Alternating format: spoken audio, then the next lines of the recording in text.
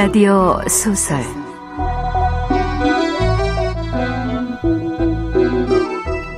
세계 명작선 카프카 원작 변신 두 번째 시간입니다.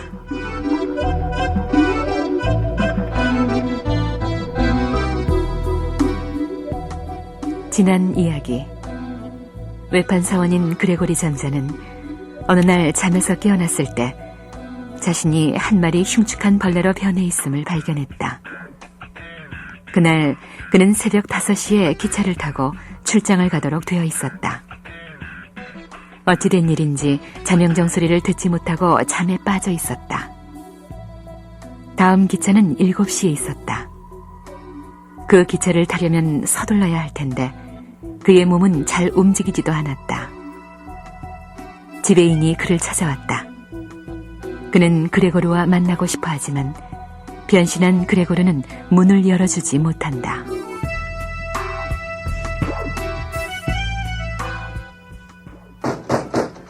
잠자군! 대관절 무슨 일인가? 자넨 자기 방에 들어박혀서 묻는 말에 네 아니오만 하긴가? 게다가 말이 나왔으니 하는 말인데 자넨 지금 직무 대만일세. 사실 사장님께서 나한테 자네의 결근 이유를 추측해서 얘기해 주셨네. 자네에게 맡겨놓은 회수금에 문제가 생긴 거라고 하셨지. 난 사장님께서 지레 짐작하시는 거라고 분명히 말씀드렸네. 그런데 이게 뭔가? 자네 고집을 보게 되니 자네를 감싸줄 마음이 사라져버렸다네. 잠자군, 알아듣겠나? 그레고르는 정신없이 소리쳤다. 흥분한 나머지 모든 것을 잊어버렸다. 지배인님, 문을 열겠습니다. 정말 곧 열겠어요. 몸이 약간 불편해서 현기증이 나서 일어날 수 없었습니다. 제발 잠깐만 기다려 주십시오. 이렇게도 갑자기 병이 날 줄이야. 지배인님께서 지금 제기하신 말씀은 죄다 터무니없습니다. 아무튼 8시 열차로 떠나겠습니다. 몇 시간 더 쉬었더니 기운이 나는군요.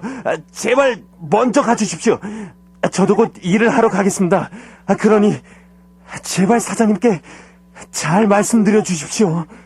잠자군의 말을 한마디라도 알아들으셨습니까? 설마 우리들을 놀리고 있는 건 아니겠죠? 천만에요. 그럴 리가 있습니까? 저 애가 심하게 아픈 모양입니다. 우리가 저 애를 괴롭히고 있어요. 그레테! 안나! 빨리 가서 열쇠 장수를 불러오너라. 두 처녀가 치맛바람을 일으키며 달려서 현관문을 열어젖혔다. 그러나 문 닫히는 소리가 들리지 않는 걸로 봐 열어놓은 채로 나가버린 모양이었다. 무슨 큰 불행이라도 닥친 집 같았다.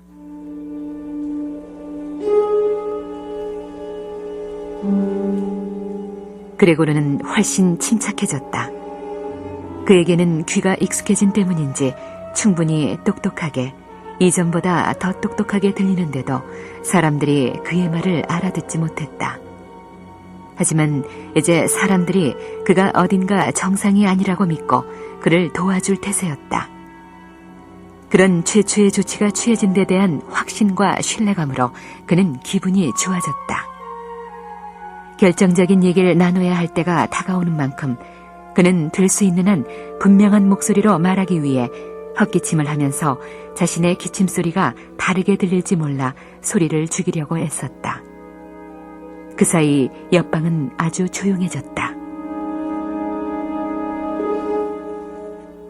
부모님은 지배인과 이마를 맞대고 거실 테이블에 마주 앉아 조용히 얘기를 나누거나 아니면 세 사람 모두 문 뒤에 기대서서 그의 방을 엿듣고 있는지도 모른다. 그레고르는 의자를 천천히 문 쪽으로 밀고 가 거기에다 의자를 놓고 문에 몸을 붙이고는 꼿꼿이 섰다. 그리고 잠시 동안 고통스러운 운동으로 지친 몸을 쉬었다.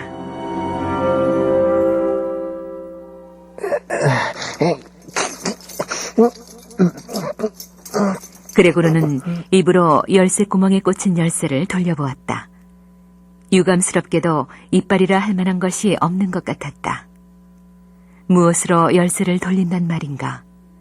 그러나 이가 없는 대신 턱의 힘이 아주 강했다. 그는 턱을 사용해 열쇠를 돌렸다. 그때 분명 어딘가 상처를 입었는데 그는 그것을 깨닫지 못했다. 누르스름한 액체가 그의 입에서 흘러나와 열쇠 위를 흘러 방바닥으로 뚝뚝 떨어졌던 것이다. 옆방의 지배인이 말했다. 잠깐, 저 소리를 들어보세요. 열쇠를 돌리고 있습니다. 그레고르가 열쇠로 문을 열고 있어. 그레고르. 그레고르는 이 말에 크게 힘을 얻었다. 그러나 다 같이 힘내라고 소리쳐 주어야 할 것이 아닌가. 아버지도 어머니도 그레고르야 힘내라 정도는 말해줄 법하지 않은가. 힘을 내라, 자물쇠를 꼭 붙잡아라 하고 모두가 그렇게 응원하면서 그의 노력을 지켜보고 있다는 것을 상상하면서 그는 혼신의 힘을 다해 정신없이 열쇠를 물고 매달렸다. 필요에 따라서는 열쇠에 매달리기도 했다가 전신의 무게를 실어 열쇠를 아래쪽으로 내리누르기도 했다. 드디어 자물쇠가 철커덕 열리는 맑은 소리에 그레고르는 정신이 번쩍 들었다. 문은 꽤 활짝 열려 있었는데 아직 밖에서는 그가 보이지 않았다. 그는 열린 문짝을 따라서 천천히 바깥으로 몸을 돌려야 했다. 그것도 아주 조심스럽게. 거실로 들어서기 직전에 거실 안으로 털썩 낮아빠지고 싶지는 않았기 때문이다. 그래서 그는 더욱 힘이 드는 작업에 몰두하느라 다른 사람들에게 주의를 기울이지 못했다. 뭐야? 저게 뭐야?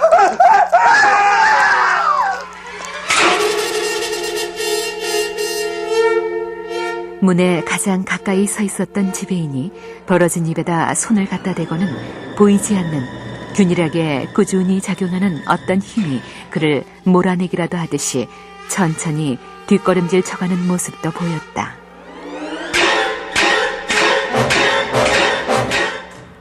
어머니는 손님이 와 있는데도 어젯밤 자리에 들 때 풀어놓은 머리를 손질조차 하지 않은 채 양손을 깍지 끼고 아버지 쪽을 보다가는 이내 두 걸음 그레고르 쪽으로 다가서나 싶더니 맥없이 방바닥에 주저앉아 버렸다. 아버지는 증오심에 불타는 표정으로 주먹을 쥐고 그레고르를 다시 방 안으로 밀어넣을 것 같은 태도를 보였으나 어쩔 줄 모르는 듯 거실을 둘러보고는 두 손으로 얼굴을 가리며 울고 그 육중한 가슴을 들먹였다.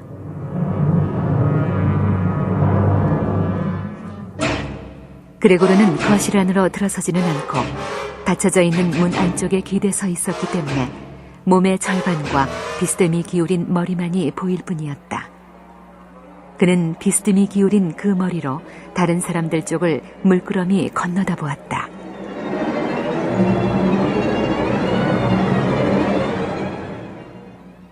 날이 밝아져 길 건너편에는 마주 서 있는 회색 건물의 한 부분이 뚜렷하게 보였다.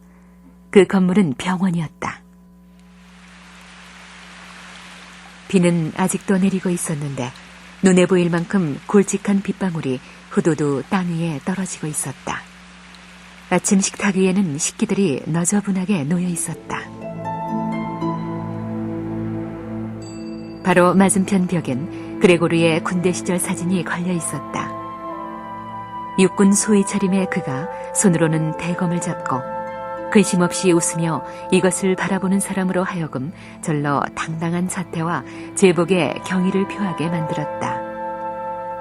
그레고르는 냉정을 유지하고 있는 건 혼자뿐이라는 걸 분명하게 의식하면서 말했다. 곧 옷을 입고 견본 꾸러미를 가지고 출발하겠습니다. 출발해도 되겠지요, 지배인님? 지배인님 보시다시피 저는 고집쟁이도 아니고 일을 좋아합니다. 출장은 참 힘든 일이지만 출장 없이 어떻게 살 수 있을까 하고 생각할 정도입니다. 누구나 어쩔 수 없이 잠깐 일을 하지 못하게 될 때가 있습니다. 그런 경우 평소의 실적을 기억해서 건강만 좋아지면 그만큼 더 열심히 더욱 몰두해서 일하게 될 거란 사실을 믿어주십시오. 저는 부모님과 누이 동생의 걱정도 해야 됩니다. 어떻게 해서든 지금의 처지에서 벗어나려고 애쓸 겁니다. 그러니까 일을 더 어렵게 만들지 마십시오. 회사에서도 부디 제 편이 돼주세요. 지배인님, 최소한 조금이나마 제가 옳다고 인정하는 말 한마디도 하지 않은 채 가버리지는 마십시오. 제발.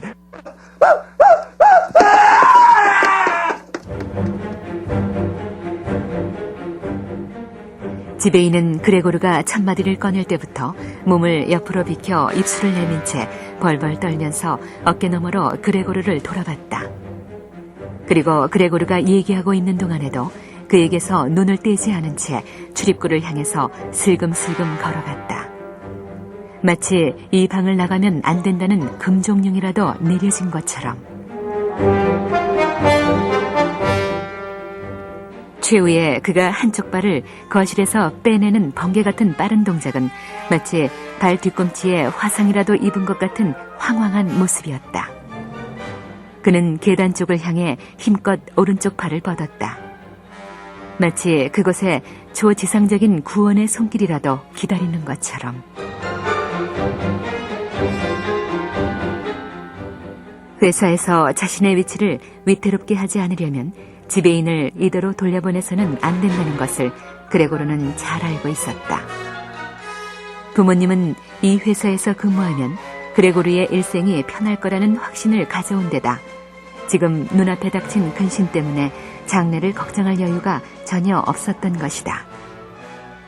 그러나 그레고르는 바로 그 장래를 우려했다. 지배인을 붙잡아 놓고 마음을 진정시키고 설득을 하고 마침내는 이쪽에 호의를 갖도록 하지 않으면 안 된다. 그레고르와 그 가족의 장래가 거기에 달리지 않았는가.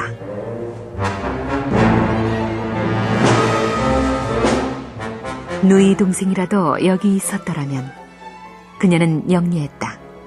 그레고르가 침대에 누워있을 때 그녀는 그를 위해 울어주었다. 누이 동생이라면 응접실 문을 꼭 닫아버리고 현관에서 지배인을 설득시켜 그의 마음을 가라앉힐 수도 있을 것이다. 그런데 공교롭게도 그 누이 동생은 없다. 그래서 그레고르 자신이 하지 않으면 안 된다. 하지만 그레고르가 무슨 얘기를 한다 해도 10중 8구는 상대방이 알아듣지 못할 것이다. 그런 걸 미처 생각할 여유도 없이 그레고르는 슬금슬금 문지방을 넘었다. 그리고 지배인 쪽으로 가려고 했다. 지배인은 그때 두 손으로 계단 출구에 있는 난간을 잡고 우스꽝스럽게 매달려 있었다.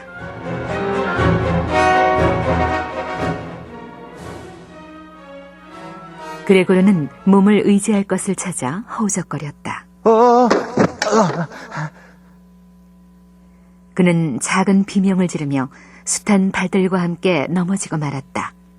그 순간 그는 이날 아침 중에 처음으로 몸이 편안해지는 걸 느꼈다. 작은 다리들이 바닥을 딛고 섰던 것이다. 다리들이 완전 무결하게 말을 들었고 심지어 그가 원하는 쪽으로 그의 몸을 실어가려고 애쓰기까지 했다. 그레고르는 이것으로 모든 비운을 철저히 만회할 수 있을 거라고 믿었다.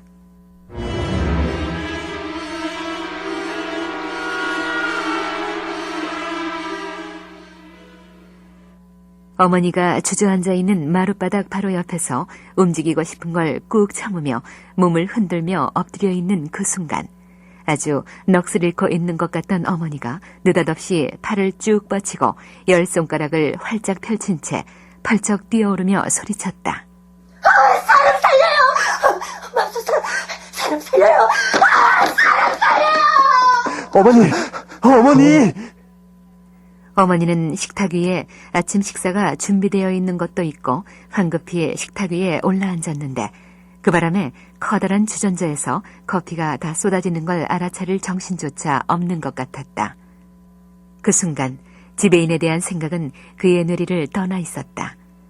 대신 흘러내리는 커피를 몇 모금 받아 마시지 않을 수 없었다. 그가 커피를 마시며 입을 다시는 걸 본 어머니는 또다시 큰 소리를 지르며 식탁에서 뛰어내려 때마침 달려온 아버지 품에 쓰러졌다. 그러나 이제는 부모님에게 신경을 쓰고 있을 수가 없었다. 지배인이 벌써 계단 위에 서 있었기 때문이었다. 그는 난간에 턱을 얹은 채 마지막으로 이쪽을 한번 돌아보았다. 그레고르는 지배인을 확실하게 따라잡기 위해 달리기 시작했다. 그러자 지배인은 질겁한 듯 계단을 한 번에 2-3계단씩 뛰어내려 자취를 감추어 버렸다. 뭐야? 조금 끔찍한 괴물을. 방으로 들어가거라.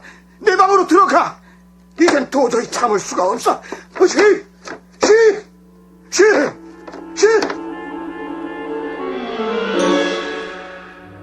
지배인의 도망은 그때까지 침착성을 잃지 않고 있던 아버지를 완전히 혼란시켜 놓았다. 직접 지배인을 쫓아가든가 아니면 최소한 쫓아가는 그레고르를 막아서지 말아야 할 텐데, 그러는 대신 아버지는 오른손으로는 지배인의 모자 외투와 함께 소파에 내팽개치고 간 단장을 쥐고, 왼손으로는 식탁에 놓여있던 두꺼운 신문을 집어들고는 두 발을 쾅쾅 구르며 단장과 신문을 휘둘러서 그레고르를 방으로 몰아넣으려고 했다. 그레고르가 아무리 빌어도 소용이 없었고, 사정하는 말을 해도 아버지는 알아듣지 못했다. 듣기 싫은 슉슉하는 소리만 없었으면 얼마나 좋았을까. 그 소리를 들으면 그레고르는 침착성을 잃어버리는 것이었다. 하여튼 간신히 머리가 문지방을 향해 틀어졌으나 이번엔 몸통이 너무 넓어서 그대로는 들어갈 수가 없었다. 닫혀있는 다른 쪽 문을 열어준다면 그레고르의 몸통이 무사히 통과할 수도 있을 텐데, 너무 놀라서 정신이 없는 아버지가 그걸 깨달을 리가 없었다. 아버지는 가능한 빨리 그레고리를 제 방으로 쫓아내야 된다는 생각만 하고 있었다. 빨리 들어가거라. 빨리. 당장 들어가라니까. 당장 들어가지 않으면 가만두지 않을 거야. 아버지는 그레고르 앞에 놓인 장에는 생각지도 않고 한층 더 큰 목소리로 그레고르를 몰아댔다. 등 뒤에서 들려오는 소리는 아버지 한 사람이 내는 목소리 같지 않게 울렸다. 너무도 끔찍했다. 될 대로 되라는 식으로 그레고르는 무턱대고 문지방 위로 몸을 밀어 넣었다. 몸통 한쪽이 문에 끼어서 그는 방문에 비스듬히 걸려 있었다. 한쪽 옆구리를 심하게 다쳤다. 그 상처 때문에 하얗게 칠한 문에 보기 흉한 얼룩이 생겼다. 자신의 힘으로는 더 이상 어떻게 할 수가 없었다. 한쪽 편의 작은 다리들은 높이 허공에 떠 있고 다른 쪽 다리들은 바닥에 짓눌려서 몹시 아팠다.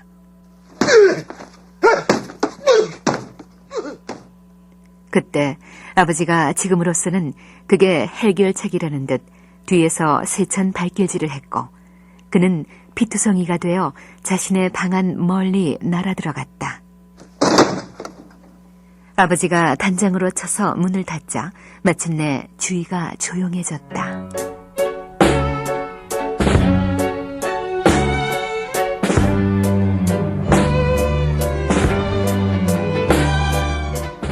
출연 이완호, 이남희, 하성룡, 장은숙, 박웅선, 해설 최성우, 기술 이종풍, 효과 이용문, 김성열, 음악 박희준, 이어피 연출 정진아 극본으로 카프카 원작 변신 두 번째 시간이었습니다.